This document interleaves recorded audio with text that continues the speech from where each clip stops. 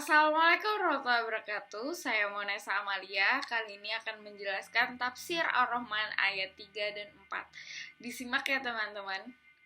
Pendidikan merupakan faktor utama dalam pembentukan pribadi manusia. Pendidikan sangat berperan dalam membentuk baik dan buruknya pribadi manusia menurut ukuran normatif.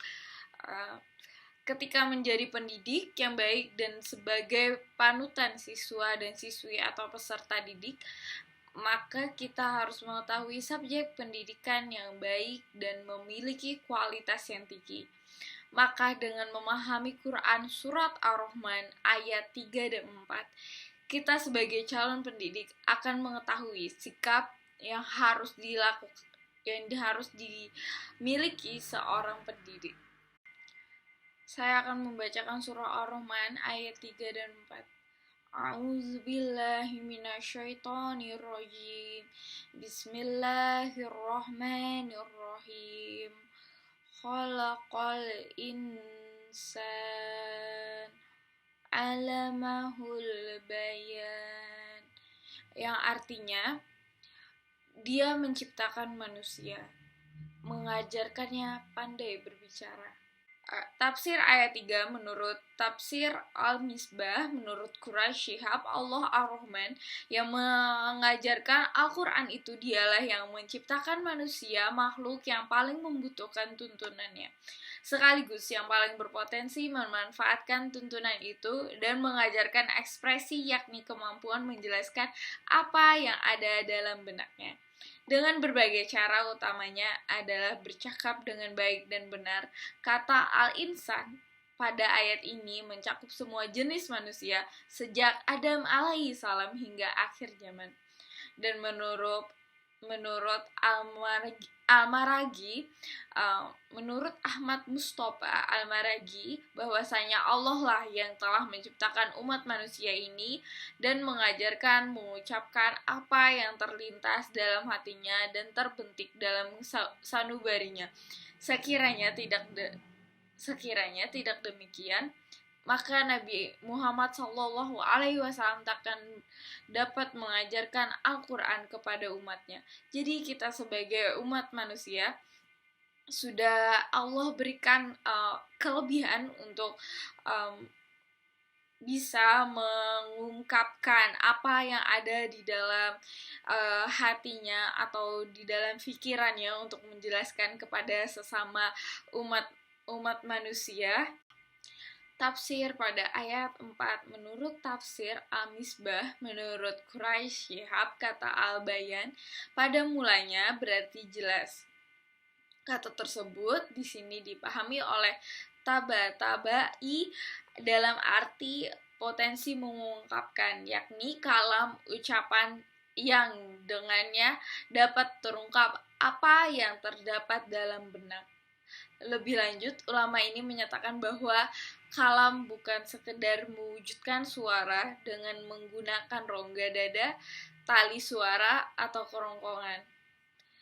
Dan di sisi lain, kita tidak perlu menyatakan bahwa pengajaran Allah melalui ilhamnya itu adalah pengajaran bahasa. Ia adalah penciptaan potensi pada diri manusia dengan jalan menjadikannya tidak dapat hidup sendiri, atau dengan kata lain menciptakan sebagai makhluk sosial.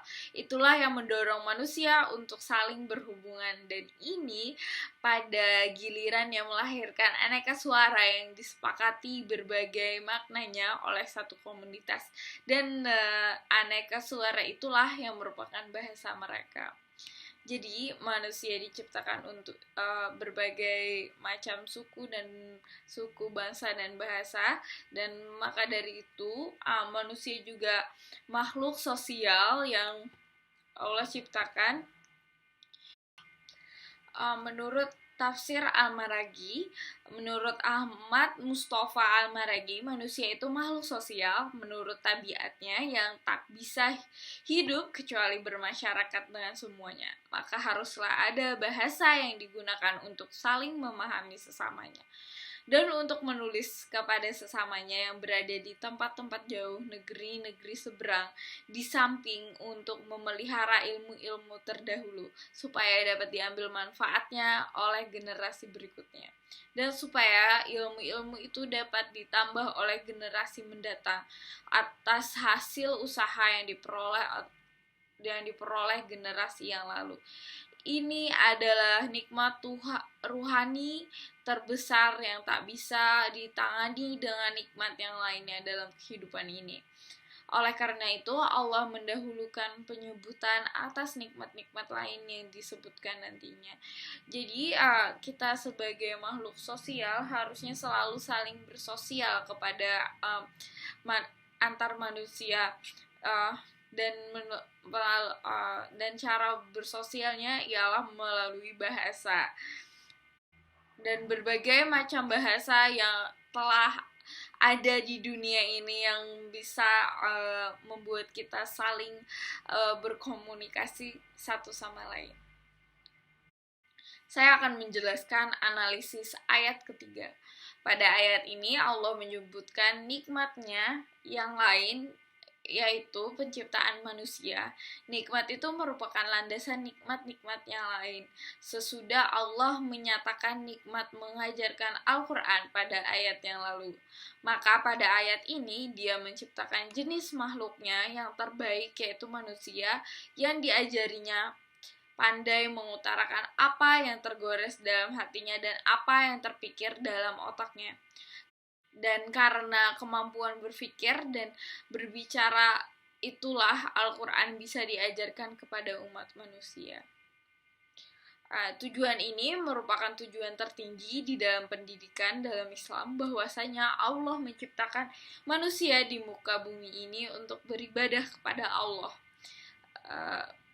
untuk menjalankan semua perintah Allah dan meninggalkan semua yang dilarang oleh Allah. Selain itu juga menjadi khalifah di muka bumi. Manusia diciptakan oleh Allah dan berbagai macam potensi yang dimiliki oleh Allah. Dengan demikian, manusia pada mulanya sudah memiliki potensi dasar namun belum dikembangkan. Seiring pada kehidupannya, ia butuh pengembangan potensi tersebut sebagai sarana untuk beradaptasi dengan lingkungan. Menjadi analisis pada ayat 3, Allah sudah menjelaskan manusia pandai menyampaikan apa yang ada di dalam otaknya dan di hatinya untuk dijelaskan kepada orang-orang yang ada di muka bumi, atau kita sebagai guru pandai menjelaskan apa yang seharusnya dijelaskan dalam pelajaran tersebut, begitu. Jadi teman-teman, dari analisis kedua ayat tersebut dapat kita simpulkan bahwa setelah kita mempelajari surah Ar-Rahman ayat 3 dan 4, kita dapat mengambil beberapa pelajaran yang terdapat di surat itu, di mana Allah sebagai pendidik pertama di muka bumi dan alam semesta ini. Dalam surat Ar-Rahman ayat 3-4 kita diajarkan menjadi seorang pendidik yang sebenarnya, yang harus memiliki sifat Rahman atau kasih sayang, dan sebagai seorang pendidik kita harus mengajarkan apapun dengan jelas, sejelas-jelasnya. Sekian penjelasan saya mengenai tafsir Ar-Rahman ayat 3 dan 4. Terima kasih atas segala perhatian yang kalian berikan kepada saya. Wassalamualaikum warahmatullahi wabarakatuh.